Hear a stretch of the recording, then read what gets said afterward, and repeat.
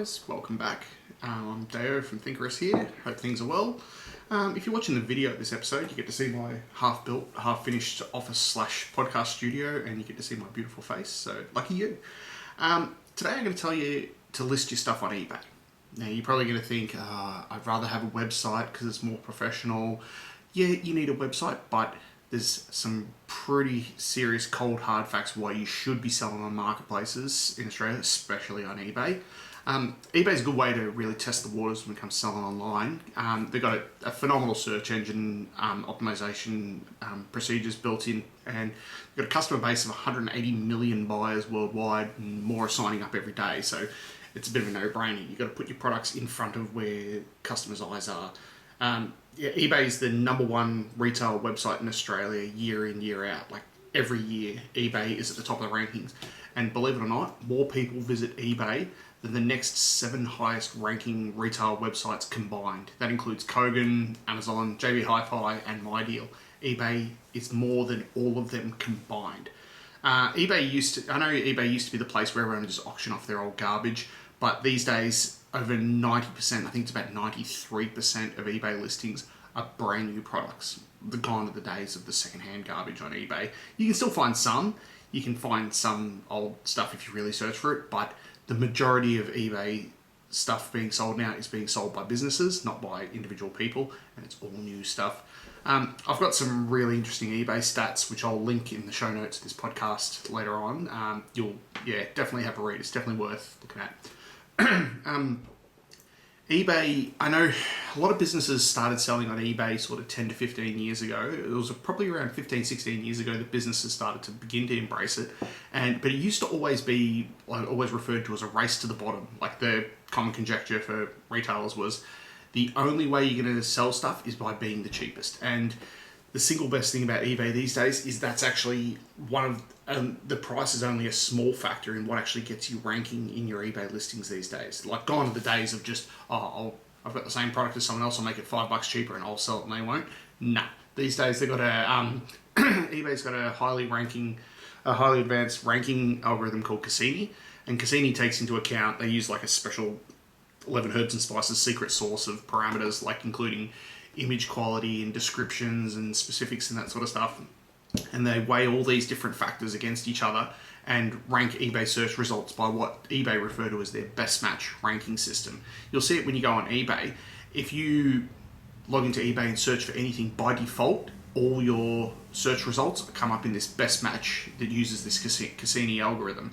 And I've got a little stat here in my notes that specialists have determined that almost 80% of all eBay buyers leave their eBay search on best match. They don't even know that they can sort it by price or sort it by closest location or anything. So that really shows how imperative it is to have your listings optimized in the perfect manner to be able to rank high in this eBay best match algorithm. So I'll go through a lot of the Cassini friendly algorithm stats probably in a future episode, because that's a little bit more granular and a bit more detailed and specific just for eBay sellers. So I'll go through that in a bit more detail, and when I do, I'll put a link in the show notes of this episode pointing to the exact episode when I'll do a real deep dive into Cassini's algorithm.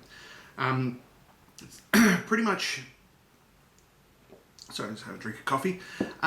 Once you begin to get established on eBay and you're listing your products on eBay and things are ticking over, definitely, you start branching out, maybe really put a lot of effort into your website and into other marketplaces and whatnot, because you don't really want to have all your eggs in one basket.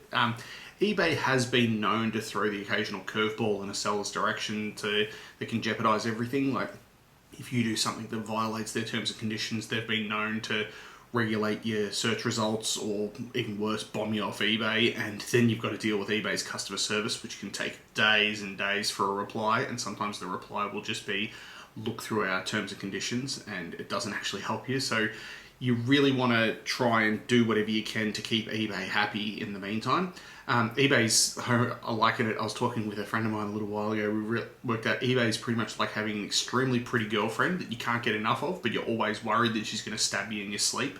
So it's it's notoriously unpredictable, but that's sort of the whole point of doing a podcast like this, to be able to try and go into a bit of detail for people to explain how to do things in the right way And if you do things in the right way and you tick every box that eBay requires, eBay rewards you by ranking you higher in search results anyway. So it only makes sense to try and do things properly from the start.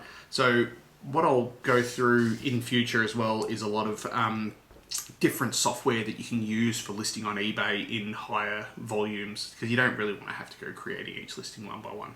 I'll go through that in a new episode in the future.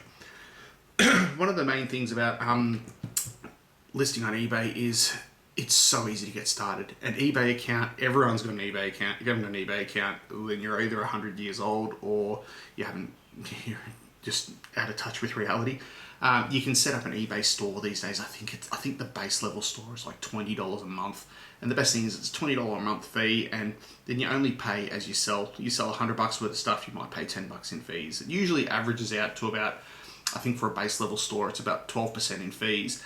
And I know that sounds like a lot. Like if you've got a product that's $50 and you go, give them $6 to eBay every time one sells.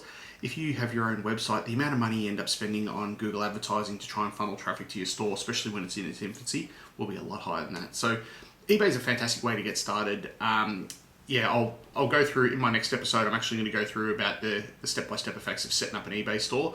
But yeah, my main point of conjecture in this podcast is really to reiterate, even if you have a standalone website, it's a no-brainer. Just start listing on eBay. You need to be able to start funneling some customers to your products. You need to get your products in front of all the eyes. And as I said, the website that sells more than the next top 7 websites combined. So if you're not on eBay, your products are not being seen by people unless you've got a phenomenal social media setup that's got hundreds of thousands of followers and that sort of stuff. You're not getting seen by anyone. So get yourself on eBay, get an eBay account and set up as a basic store, and then come back for the next episode and I'll talk you through step by step sort of the optimum way to be able to list your products on an eBay store and get that eBay store seen by as many people as possible.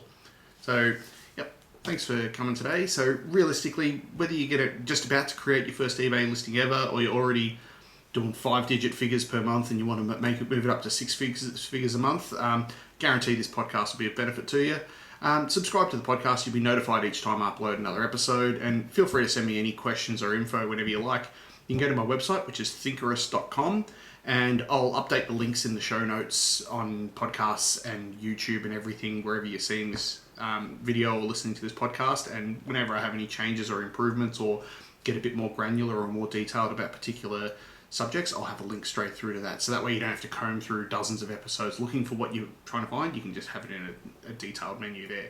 So if this has been helpful, go ahead and leave a 5-star review in Apple Podcasts. And most importantly, just share this podcast or this YouTube video with anyone who you think might benefit from it. So any little bit helps. Share it with one person. If it benefits them, it benefits me. I'm happy. So not a problem. Have fun, guys. My name's Deo from Thinkerous, and I'll see you next time. Cheers.